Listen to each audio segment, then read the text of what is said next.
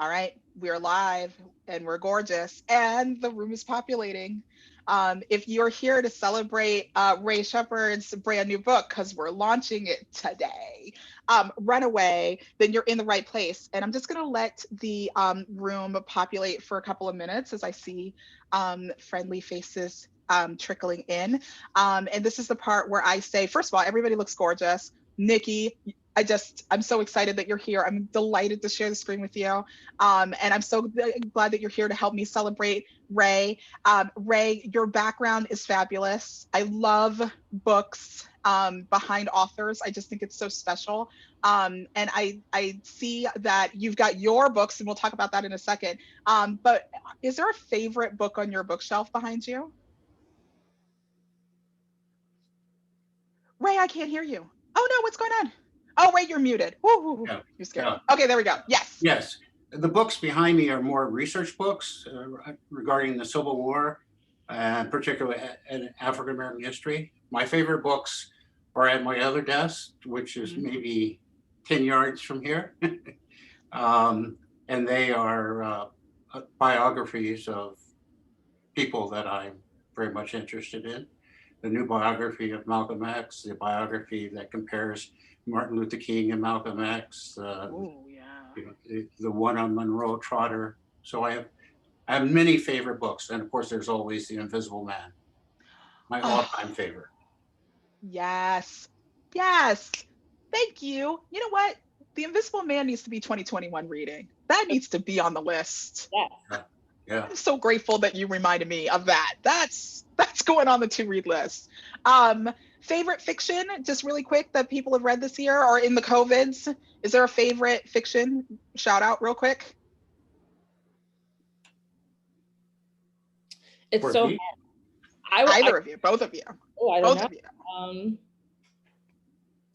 I really dug into Poet X this summer, Such a um, great book. yeah. Mm-hmm.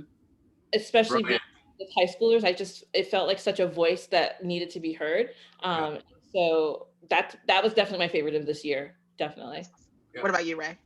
Um, Jacqueline Woodson's new book, which is written in verse about a father who's a football player who's suffering from traumatic injuries and the impact it has on the son and the family. Jacqueline Woodson is obviously a brilliant, brilliant poet and writer. Absolutely. Absolute genius. Absolute genius. That's phenomenal. I'm going to plug Disha Filial's The Secret Lives of Church Ladies, which is a short story collection. It was shortlisted for the National Book Award. If you have not read it, put it on your list. Nikki, you especially, you need to put that on your list. It will change your life. It changed my life. But enough about other people's books. We're here to celebrate Ray Shepard and his beautiful debut picture book, Runaway, The Daring Escape of Ona Judge. This is your second book. It's your first picture book, but it is your second book. You are formerly of the publishing world, and now here you are, an author yourself. Thank you so much for choosing the Silver Unicorn to launch your book today. We're so excited, and I want everybody in the audience to know that this book is available at the Silver Unicorn and silverunicornbooks.com or an independent bookstore near you. And with that, I'm just going to give a little spiel about myself and then I'm going to disappear. Um, my name is Kira Wilson Cook. I am the events coordinator for the Silver Unicorn Bookstore in Acton, Massachusetts. It is a delight today to introduce you to Ray Shepard, who is a local author just a couple of towns away from us. And he, again, this is his wonderful, beautiful book, Runaway, which he will be reading in a little bit. And I also want to introduce you to Nikki Turpin, who is a teacher, an activist, and the program director for the Robbins House in Concord, which if you're local and you haven't been, I know it's closed for COVID, but your panels are available at the Umbrella, right, at Concord right now? So you can Yes. schedule a time to see them there. Yes. Yes. But for those of y'all who are beaming in across the country, if you visit Concord, Mass, and you go to the Old North Bridge, you need to cross the bridge and cross the street and go see the Robbins House. It will change your life. You need to go do that. Um, I'm delighted. I'm delighted to introduce y'all to the world. I'm delighted to spend a little bit of time with you this evening. And with that, I'm going to stop rambling. I told you I would do that. And I'm going to disappear. Congratulations, Ray. It's a beautiful picture book. I'm so excited for you. And this is going to be a great conversation. So ready, go. Well, thank you, Kara, for that great warm introduction for both of us. I am extremely excited to also be here with Ray. Ray, I am such a history nerd. And so to see history placed in a picture book that makes it so accessible for all audiences is absolutely phenomenal. And I appreciate it because it makes my job as a teacher so much easier to introduce these topics to students. And to have it be about Ona Judge and a story that I don't think many people really do know about, especially because, you know, as a society, we typically look at our exceptional people of color, right? We talk about Frederick, we talk about Harriet, we talk about Martin, but there's these other tiny stories which are just as excellent that we never really engage with because of the history not being there for us. So I'd love to know why do you think that is? And then why did you choose this story? Okay. Well, thank you very much. I thought I would begin by giving a background information or context from where the story takes place. In 1759, Martha Washington, who was about 27, 28 years old, inherited her estate, her late husband's estate, eventually married George Washington and moved to Mount Vernon. She took with her some 100 plus enslaved people, including a woman by the name of Betty, whose last name is unknown. In 1793, Betty's child was born, Ona Judge.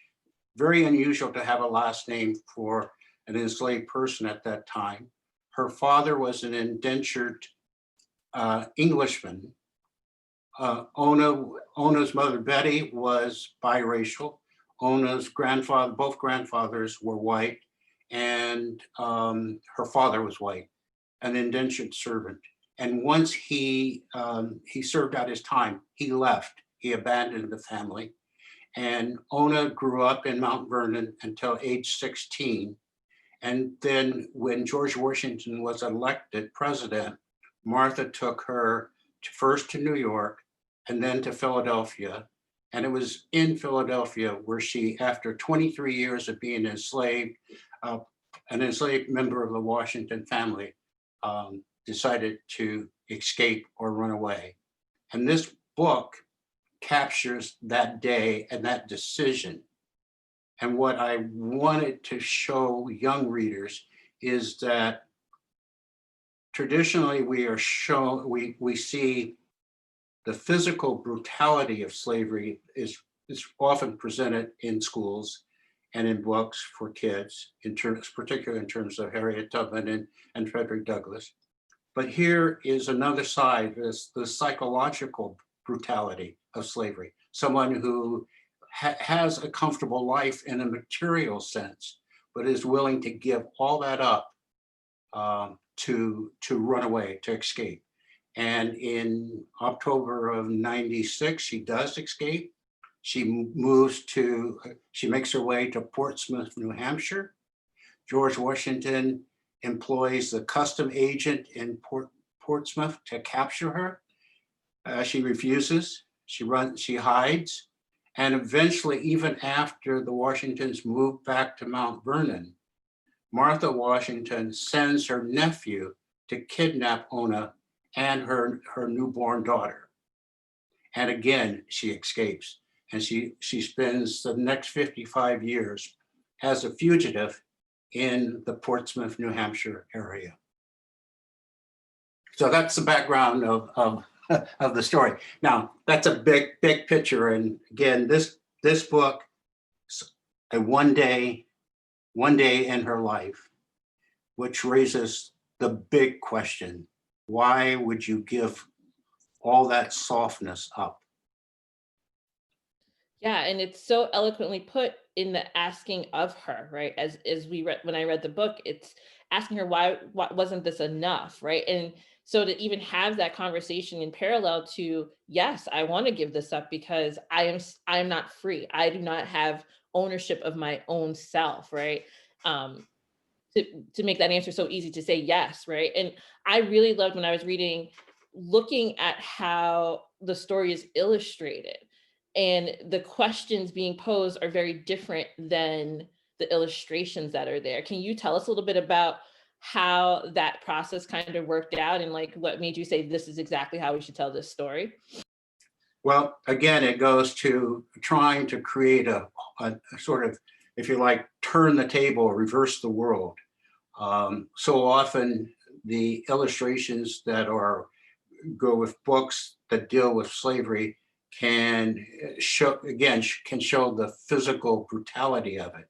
And one reviewer, I think it was either the Publishers Weekly or Kirkus, talked about an American Girl image. And when I heard that, I thought, I had to think about it a minute. And I thought, yes, that's exactly right. So what the illustrator Keith Mallett was able to do was in keeping with this idea that from a material point of view, Ona Judge had a good life. She was part of the Washington family. She was going to had a chance to remain with the Washington family for the rest of her life. She had a closet full of clothes. She ate well. Her hands were soft, et cetera, et cetera, et cetera, et cetera. But instead, she chose freedom. Yeah. And so, you think about this idea of being in a family that is taking care of you, right? This idea, the sense that, and you touched on this, the mental abuse that can be, right? Because you're still impacted by the fact that you're enslaved, but you're physically treated okay. And I wonder, how did you research even finding out her full story? Because again, we don't hear about it and often enough, I would say. And you really have to be in certain pockets of history to actually even know that she existed. So how did you begin researching her? And then how did you figure out where in her life you wanted to like share her story, so to speak? Good, two good questions. But before I move on to that, I want to correct one thing that I said. I said moving off to freedom, and I that's a misnomer because she was a fugitive by the 1793 fugitive slave law that George Washington signed, which meant she could be captured at any time. And she was always owned by Martha Washington. And as the rules went, all her children, there are 3 children that she eventually had, were also owned by the Washington estate. So she escaped not so much to freedom as at least freedom under the law, but her own personal freedom.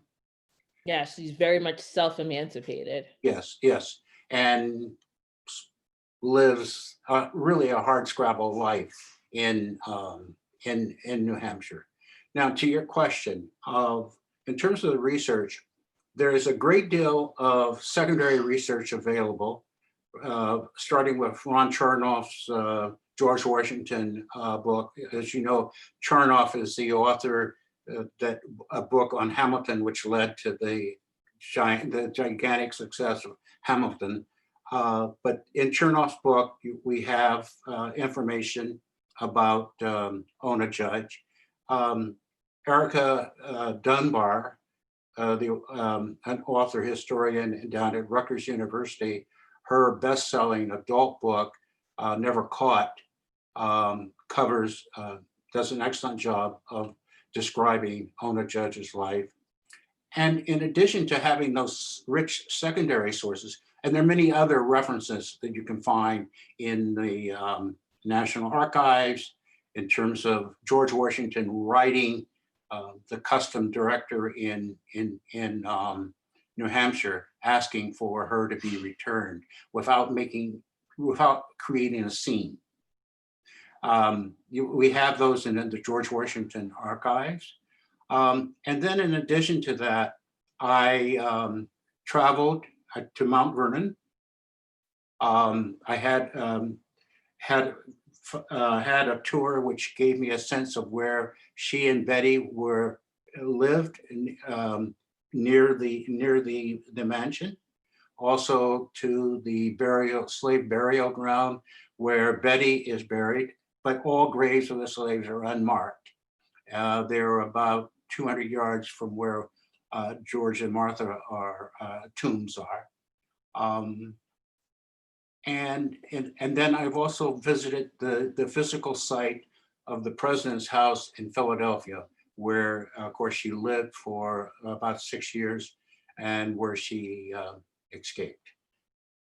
And if I can add one more thing in terms of research, one of the things, in addition to her decision when she discovers, there are a number of things she discovers right before she leaves. One, Washington is going to retire.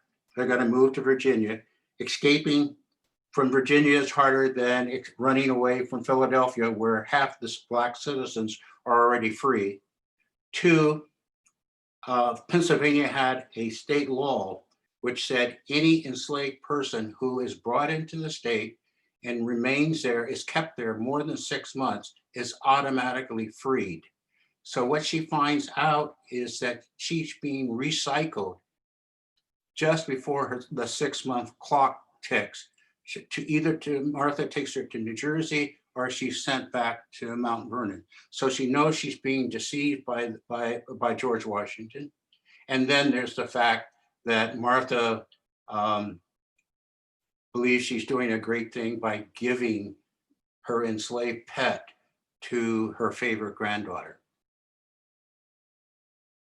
And from the research I've done about the granddaughter, she was very much not so keen in being a kind person to those who were enslaved around her. So I don't know if that's factual or not, but from some things I've read was, Ona might have felt that need to, like, I might not survive being in that situation. So I wonder how much that propelled her as well.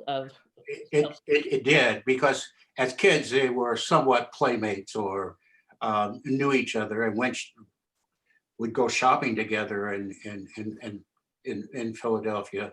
Mm-hmm. But Eliza was demanding. Yes. Trying to find the polite word, the right word rather.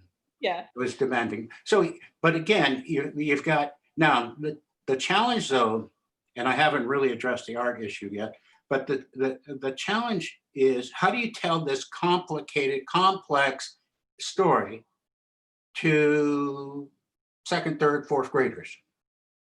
How do you do it so that it's a important story for all students, and it starts to shift their foundational understanding of what it meant to be enslaved?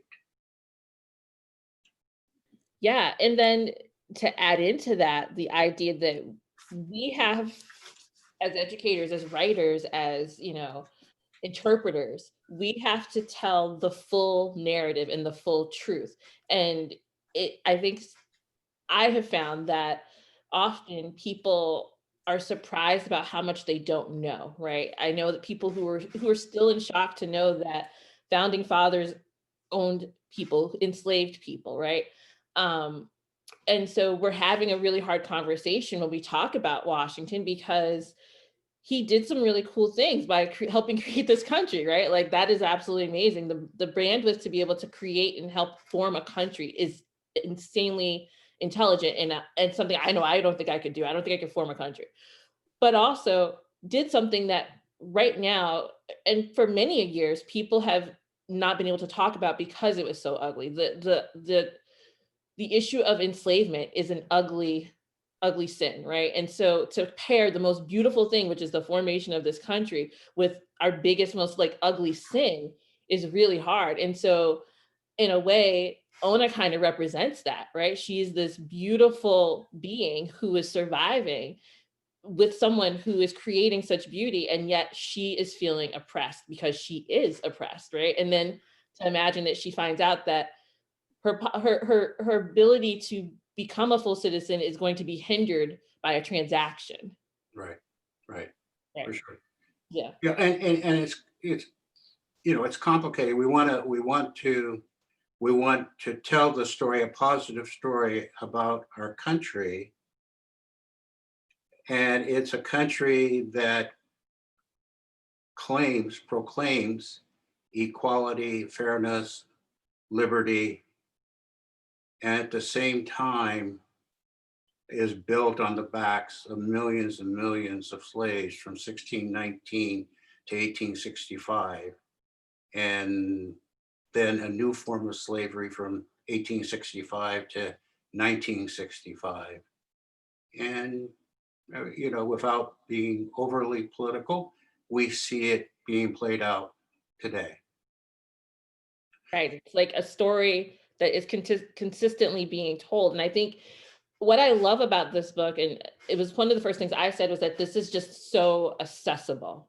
Her story is accessible and needs to be told, but the way that you wrote it and the way the illustrator and you work together to tell her story makes it so accessible to knowing the truth and then being able to do more research. And I'm part of a couple of book groups because of my full-time job at Chapel Hill Chauncey Hall, being the director of DEI. But I always tell people, high schoolers love picture books more than you think, right? Yes. And this is such a great way to introduce, if you're teaching an American history course, if you're teaching a civil justice course, right? This book is a great way to introduce this topic, in a way that everyone feels like they're starting off on the same foot. So I love that. I wanted to ask another question of you, which is, how do you think, like, do you know how Ona lived? Was she a big reader? Was she a big writer? Did she have that ability to take care of herself in that way of literacy, so to speak? No, it was the Washingtons reading and writing, teaching reading and writing to enslaved people was not allowed. It didn't happen, even though she would spend nightly meetings in the room with Martha as she read the Bible stories to her granddaughter. Two of the grandchildren lived with her. Their parents had died during the around the Revolutionary War time. So she's raising two of the grandchildren. Eliza lives elsewhere, but Ona would be in the room when Martha reads the Bible stories to her children, but she doesn't teach Martha how to read. And in an interview, my thing just went. I hope I'm still on. Anyway, can you hear me, everyone? Yeah, you're good. Okay, because for some reason I'm no longer on the screen. But she read Bible stories, but would not never taught Ona how to read. Gotcha. And one thing, Nikki, I want to go back when you talked about for schools and classes. One of the things that you'll find on my website is a teacher's guide that can be downloaded at no cost to help parents and teachers to do to help them with the story. And I'm going to take a risk and see if I can show you a picture, because we were talking about the art. And Nikki, can you hold up the book? Just the point I wanted to make, the brilliance of Keith Mallett's illustrations. I think I want to put that in a context. So if you could, I don't know if you can show it. I think Kira can show it for us. Well, or let me reach down here. I have the book. Yeah, Okay, thank you. Okay, so you see there, now I don't know if anyone can see this since my screen, but can you see this? Yes, Yes. we can. Yes. You see those kids in the window? Mm-hmm. This is the kind of book I grew up with about George Washington. And when you ask, well, why did you want to tell this story? You see the little girl here? Yes. Looking in the window? Yeah. To me, that's Ona. And I wanted to reverse that. Hey, no, keep going. So anyway, that's what I was trying to do. But it's good. It's good. I don't know if that made sense. Nikki, would it make sense if I read from the Yeah, I was book? gonna say before I ask my last, not my last question, but a couple more questions, I'd love for you to share a part of the book that you would love to share with us, if that's okay. Well, I'm going to share all of it, but I'm not going to share it like a good teacher in terms of showing you the pages and the wonderful art. Trust me. Gorgeous. The publisher and the editor, they did such, and the art director did such a good job, a great job of pulling this book together. But ultimately, what it is for me, it's a poem. And so I want to read it in its entirety so that you have a sense of the story. And the story, I think will work on a number of levels. There's the drama, the escape story, and then there's all the other opportunities to discuss with readers, young readers, in terms of why did she run, why, etc. Okay, so let me take a chance, okay? Go for it. Okay. Ona Judge, why you run, Ona Judge? You had fine dresses, fancy bonnets for your bushy black hair, soft shoes for your tender brown feet. Why'd you run, Ona Judge? You rode in a first-class carriage with the lady who called you her own. On Cherry Street, she took you to the best houses when she visited other important ladies. Why'd you run, Ona Judge? You were the lady's favorite. She carried you off from Mount Vernon when you were 16. Didn't ask if you wanted to go. Didn't ask if you would miss your mama. She hauled you to New York to brush her hair. She towed you to Philadelphia to sew her elegant gowns. Why'd you run, Ona Judge? You ate the food Hercules cooked for the lady's husband, George Washington. You had your own room in the president's house with a fireplace and servants to bring you wood. Why'd you run, Ona Judge? You were the color of saltwater caramel with freckles of cinnamon flakes, your hair the scent of dogwood, your eyes shone like British coal. On Chestnut Street, men tipped their hat to you and Eliza, the president's granddaughter. They thought you were her friend. Why'd you run, Ona Judge? You saw history at the dining room table when you peeked through the kitchen door. Thomas Jefferson, John Adams, Alexander Hamilton, warriors and diplomats who made America free. Did you think they meant you? You didn't work in the buckwheat fields. Your hands stayed soft. Your clothes kept clean. Why'd you run, Ona Judge? The lady read you stories from her Bible, told you her problems, didn't teach you to read or show you how to write, wanted you the way you were, her pet, her darling slave. Why'd you run, Ona Judge? Don't you know you belong to the lady, like her favorite chair or a pair of silk stockings? She was getting old, wanted to keep you in the family, gave you to her granddaughter, Eliza. Eliza, the girl you played with when you were 10 and she was 7. Now a mean and sassy woman would keep you in fine dresses, fancy bonnets and soft shoes, let you rock her babies to sleep. Why'd you run, Ona Judge? But you walked out the door, ran into the Philadelphia night, left the president and the lady at the dining room table. Didn't you know the lady would cry? Didn't you know the president would think you ungrateful? You were his money, walking out the door. Oh, and why'd you run, Ona Judge? Didn't you know being a slave in the president's house was grand? Didn't you know you broke the law?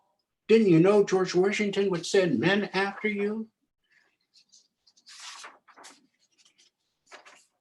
You knew you were more than a $10 pet the lady wanted back.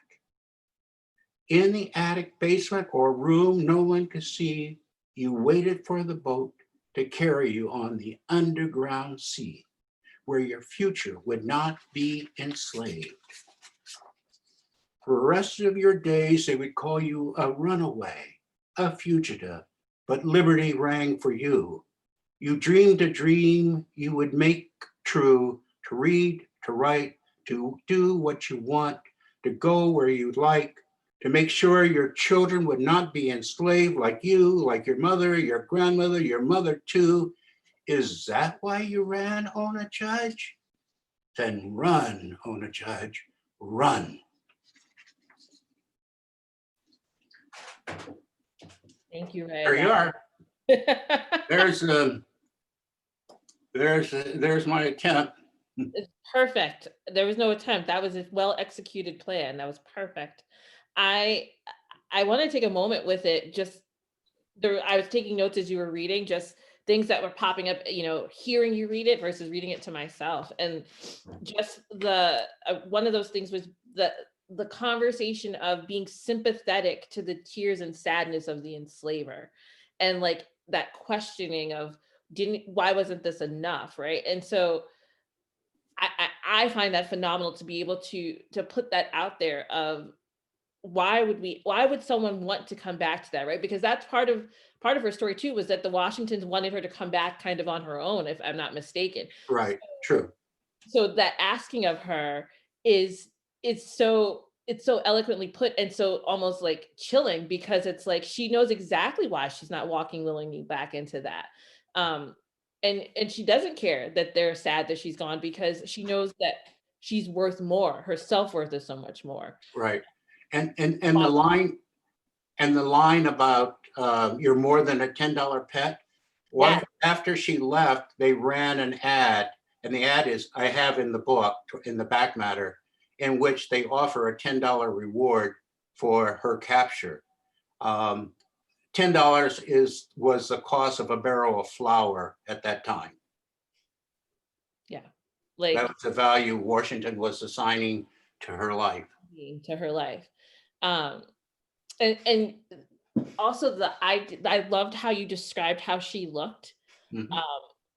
Because I think that's also such an important part in how we contrast the picture that you saw, you think of as her, and the picture that is drawn and illustrated in your book of her, is Mhm. this idea of there was a possibility that she could have ran away and passed, right? If she was able to kind of hide under secrecy, but she didn't do that. She didn't choose to try to pass to be white. She owned her her blackness, so to speak, and was a self-emancipated person who stayed in that position, so to speak, in that role. She never tried to change her racial identity in order to have what people would probably say a better life, right? And Right. it's something we talk about with the Hemmings, is that some of them went missing because they were able to pass, like they were Mhm. able to look white, and so no one questioned it because they looked so white. So it's really interesting how you describe her as being a lighter human being, and yet being able to pass as possibly a friend of the Washingtons, and yet she still chose to self-emancipate and stay in her blackness, so to speak. Right. And the references that I used to describe her in terms of the freckles, the bushy black hair, those come right from the advertisement that Washington ran. And it's interesting also, they start out describing her as nearly white, is how they described her.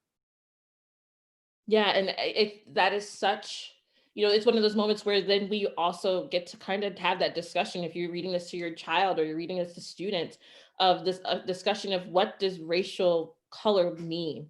It doesn't really mean much, right? Like it's whatever we have been told to perceive it as, right? But she really quintessentially is the picture of, I need to be my own self and I don't care, I'm going. And ultimately, that's the story for, as I said, for any reader. It is, you're enslaved, you're captured. You don't have, your life is not your own. And you want if we were to really to fully understand liberty, we want to be the agent for our own success, our own life. And so the core of the story is that search for personal liberty. And again, it's how do you, the challenge is, how do you do it for young readers without hitting them over the head?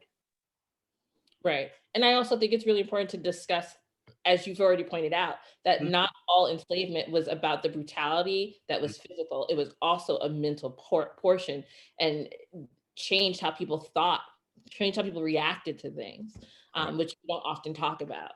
I wanted to pull up, I know we talked earlier before, and you had told me about Eddie S. Glaude Jr.'s quote from Begin Again and how you enjoyed it. And I'll just read it. I will not speak as eloquently as you just read your poem because I am not that great, but I'm gonna try. So the quote is, "A new story doesn't mean that we discard all of the elements of the old story, nor does it mean that we dwell only on our sins.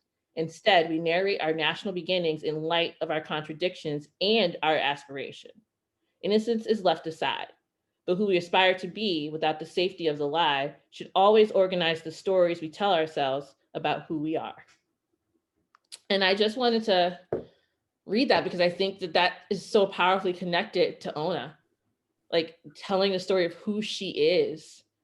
Like, Yeah, and the point here is, it's not George Washington's story. It's not Martha Washington's story. It's Ona's story. Now, the criticism, if you, given our current political environment, is in terms of cancel culture, the 1619 Project versus the Trump-inspired 1776 culture, and recently the actors accusing the 1619 Project as an attempt to brainwash American children.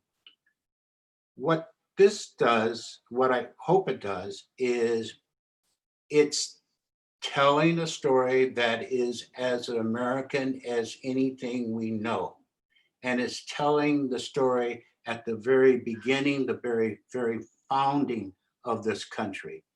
And you can tell it and celebrate Ona's advocacy for herself without denigrating the country. You can denigrate the environment that she's in. You can challenge that. You can show how horrific it is, but it's not the same thing as saying, therefore, all America, the whole country, the rest of the world, the rest of the country is flawed and evil. And so I think what Eddie Glaude is getting at is, and he harkens back to James Baldwin. How is it that we can be truthful?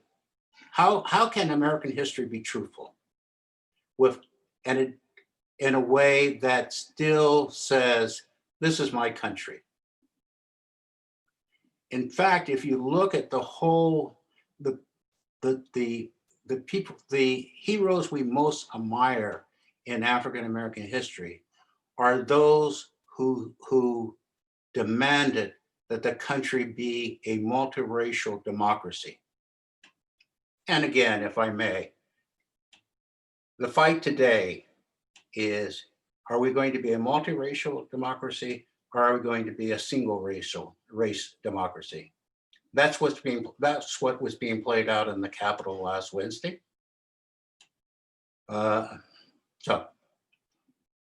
yeah, and I mean, to piggyback onto that a little bit, when you mentioned 1619 Project, when I think about Nicole's first article in that, to me, it's a textbook. In that textbook, she discusses how she was consistently confused by her father raising the flag until she realized that his pride was in the fact that his ancestors built this country and he loved it passionately, right? And that was a reason why he did, because he loved it so much and he wanted it to be fixed so much. That's why he raised that flag. And I think it was one of those moments where I actually, even being, socially justice minded and civil rights minded, I was like, oh my gosh, that's exactly it. When I look at my husband and he walks out the door, if his outfit is off and whack, I'm going to tell him, like, honey, why are you going out like that? I need you to be your best self. You're representing us. And I feel that way about this country, right? I love this country. I need you to look great when you walk out the door to these other countries. And so really, to me, part of this story is this loving of country, but loving of oneself and helping to make it better. And that's the story of what we're seeing right now, I think, is that we have not really talked about how this country has formed. And we also have lost the idea of wanting things to always be their best self. And that means love in a very real way, right? Like, it's not just saying, oh, you're perfect, honey, you're going to be successful. It's saying, hey, you need to fix that. And I want you to be your best self, so let me help you do that. And that's real love, right? When you can tell the thing you love, hey, and still look at each other in the morning, so to speak. Well, often what we do when we're presenting biographies of African Americans, and I'm sure this is true with other ethnic groups as well, but it's often shoehorned into this concept that because we're an exceptional country, the individuals that we want to celebrate, we celebrate them as for their exceptionalism, as opposed to understanding what is it that they were fighting and struggling against. So, if our knowledge of the Civil War oftentimes comes down to, look, Frederick Douglass and Harriet Tubman escaped on the Underground Railroad. Isn't America great? Look, Martin Luther King. And we never say he was the most hated man in America. That is not taught. So I'm getting on a soapbox. I want to pull back just to say the story here is for young readers. It's an attempt. I tried to tell it in a way that will resonate with young readers and start to give them a different foundation, a different perspective on American history, and particularly in slavery. Yeah, and I love that you said that about Dr. King, obviously with Monday being the national celebration of his birthday. And, I today took it upon myself to make sure that my students knew, like, let's be really honest about who Dr. King was. In his time period, he was considered radical and people didn't like him. And so much so he lost his life because of that, right? So let's be really honest about, when we talk about how great he is, what he actually sacrificed and how he was looked at. I want to know, and this is probably, I'm going to look for questions in the chat. So if people have a question that they want to ask, please feel free to place that in there. But I would love to know, how do you think Ona would feel about reading this book about herself? Well, I think she would be positive.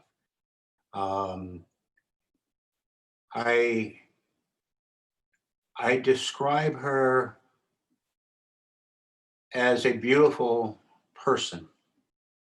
And it's, again, the descriptions are based on the characteristics that Washington put in the reward notice. And it's also, I have a 6-year-old granddaughter this book is dedicated to. And I want her to be able to see herself in this book. And so Ona is a beautiful person who fights for her own sense of liberty. She's a brave person. She's a courageous person. And she takes ownership of herself. Yes. in a time where women didn't really get to do that. Right. And she suffers. This is beyond the book. She suffers terribly. You can imagine in late 1700s, 1800s. She's one of the few Black people in New Hampshire. She can't read or write. The only work she can find is domestic, and that is even hard to find. She suffered greatly for what she believed. Mhm. Yeah. And I wonder in that, so when you think about your book, this is a question from the audience, is do you feel like the book would appeal more to older children in creating conversation about Ona's feelings and how she chose freedom above the good life? And it's so funny because I think that this is such, like I said before, it's an every person point book. And Mhm. it's very rare to find a book where every single person can access it. And yeah, you can teach it through the lens of social emotional learning, but I feel like that's almost everyone. But how do you feel about, like, do you think it leans more towards a certain age group or group of people, or do you think it's all inclusive? Well, I think it can be a wonderful discussion generator for even as high as fifth graders when they have their first real course in American history. But again, it's a kind of book that I've read to my granddaughter, and she will understand it on the literal level. And there's some emotional appeal there that as she grows older and returns to the book, she will begin to see.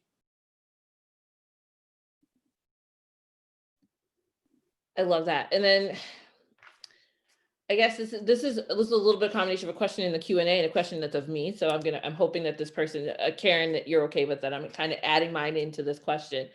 But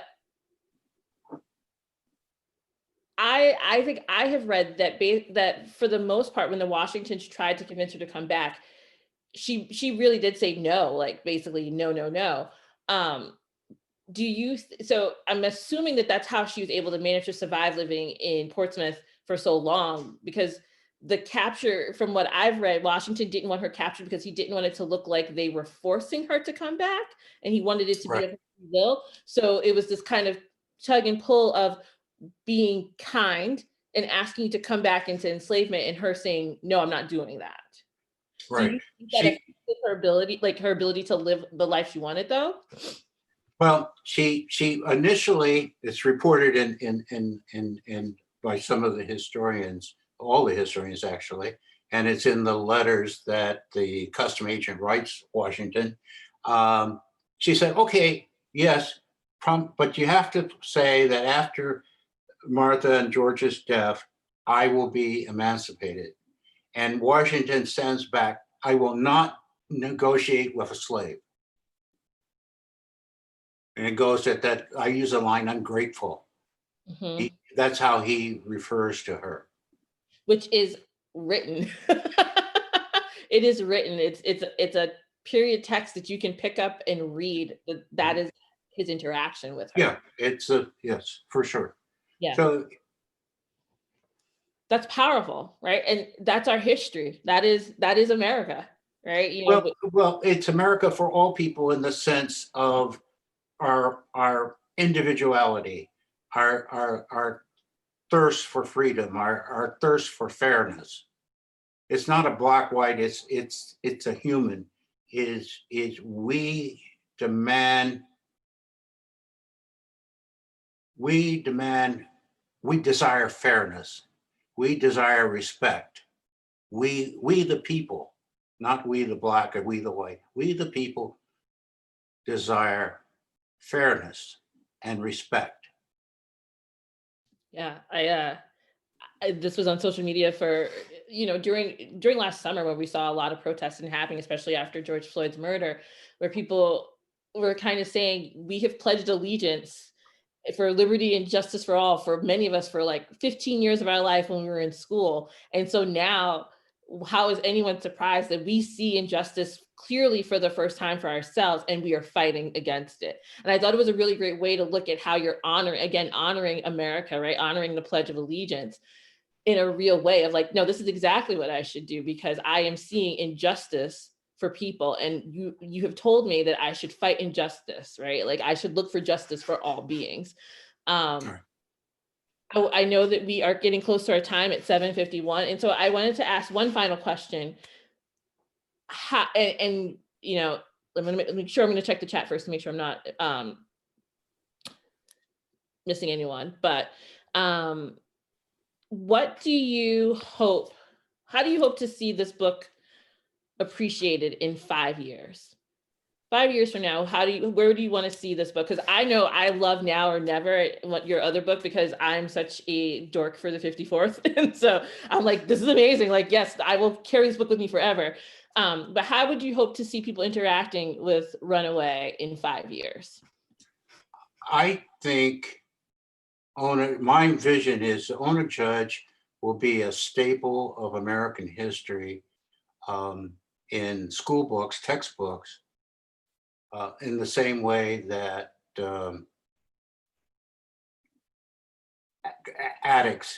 Crispin Attucks is in textbooks. It will be a benchmark, a touchstone it'll be there. And I hope that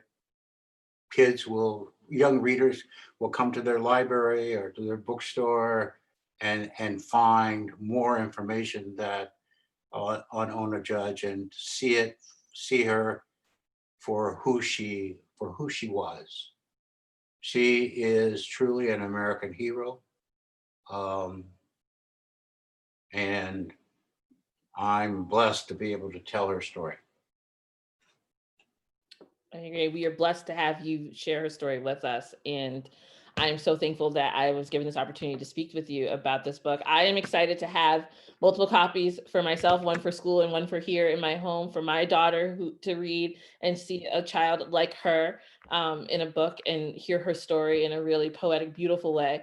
So I just want to thank you as a mom and as a teacher for giving me so much material to be able to continue to tell our beautiful stories of joy and struggle consistently for our kiddos. So thank you, Mr. Shepard.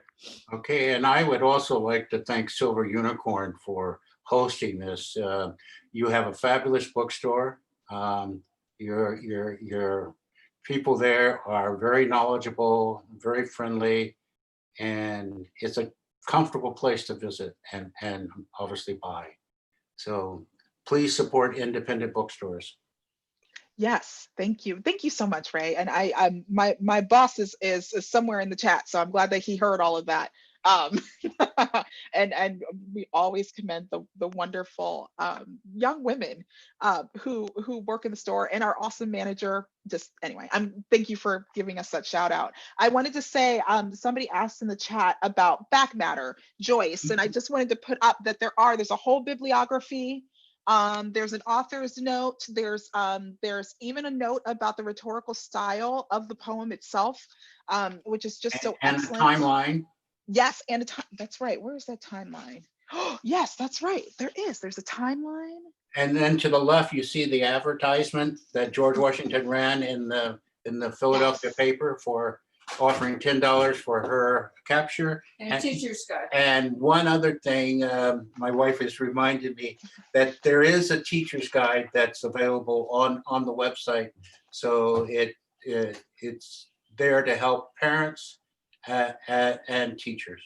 Yes, I'm grateful for that. I as a former teacher myself, this book is it's going to be such an incredible gift to any home library, to any classroom library, to any school library.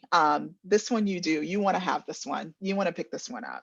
I want to say that my favorite page, I know we didn't show the pictures. I have a couple favorite pages. So of course, this one is all of the founding fathers. And so you're looking at this page, and then when you were reading, Ray, I was reading along, and just to hear those lines, warriors and diplomats who made America free. Did you think they met you? It was like, oh,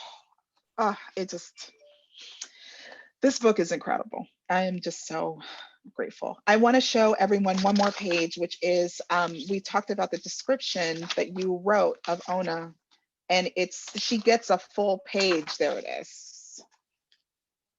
Absolutely gorgeous. Can we talk about the illustrator really quick and just give a shout out and maybe a little bit about your process with Keith? Keith Mallet Yes, Keith.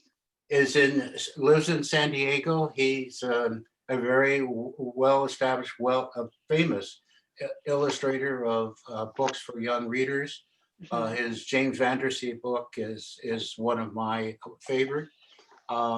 He's a person we have never met, but I had a chance to interact with his work, and I felt that he immediately understood the story, and was able to provide. He brought, in fact, visual meaning to my words in a way that it hadn't first occurred to me. So his website is listed there in the book. He is a very talented illustrator. Yes, he is. Yeah, there's a lot of textural elements. I think this is mixed media. So when you have your hands on it, you'll see just the depth and the beauty that Keith brought to this. It really is. It's a special book. We only have 3 more minutes left in this special book launch, which has just been such a pleasure. Is there anything else that you want to say to this audience? Anything you want to say, to the folks who will be watching this later?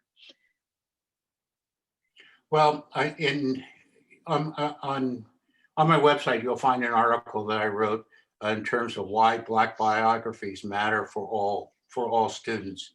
And I think as a biographer for young readers, the goal is really to tell old stories in a new way. And that's, again, what I've tried to do with the 54, with Ona, and with another project that I'm currently working on. It is language is so rich and can be a weapon or a tool for good or evil. And I see it as a tool in which I want young readers to see the world, see American history in a different way, in a full way. So that, think about this, and I know I'm going to go over your time limit, but think about this. You're good. When slavery is taught in classrooms, Black kids want to hide under the desk because it's been always presented as a thing of shame. And I think white kids are embarrassed because of in a sense, are you saying that I'm somehow guilty of something that happened 200 years ago? So it goes to Eddie Galad's question. How do you talk about America? How do you talk about our history in a way that I educate, I entertain, I enlighten, but I don't anger, I don't make you feel guilty, I don't make you feel ashamed? Old stories in new ways. Yes. Yes. Thank you. Yes. That is a powerful thought to end this on. Thank you. Just thank you, Ray. Thank you so much. Thank you for this book. Thank you for this conversation. Thank you for choosing the Silver Unicorn to launch this beautiful book. We're excited about your next project. I hope that you'll choose to return to us for the next great book. Nikki, do you have any final thoughts before I let us go? I'm not really sure I can follow Ray up with that. Like, I know, that was right? perfect. Only thing I can add to that is, as an educator, teach the holes, teach the things that you don't know and that you want to now share with your students, like Ona's story. Get out there and just share it, because knowledge is essentially power, and you're giving our children so much power when you give them the ability to know everything and know their history. So Yes. So with that, wonderful audience, I want to remind you that Ray's website is rayanthonyshepard.com, where you can find information about all of this, and the teacher's guide. If you are an educator looking for the guide, I took off the jacket, and it's just as gorgeous. Oh my God. This book, Runaway, is at the Silver Unicorn. It will be available to you as a signed copy, because Ray is going to stop by and sign a whole bunch of these, so that we make sure that these extra special books get into your hands. It is also available at silverunicornbooks.com. And if you would like a signed copy and you're not in Acton, you can write a little note to say, I would like my book signed, and we'll make sure that you get one. If you are otherwise somewhere else, please make sure that you support an independent bookstore near you, and pick up this book and any other book that you're looking for there. Thank you so much to the both of you for just such a wonderful conversation. I hope that all of y'all will be back soon. We have one more event this evening. We have Justina Ireland and E.K. Johnston, both speculative writers, writing in the Star Wars universe. So I know it's like a really big pivot, but it's super cool. So if you are a big Star Wars fan, or if you're a speculative fiction fan, I hope that you will join us tomorrow at 7. You can register for that Zoom event on our website, silverunicornbooks.com. Have a wonderful evening. Stay safe out there, and stay healthy out there, and keep writing, and keep educating, and keep reading. We'll see you soon. Bye, y'all. bye. Bye-bye.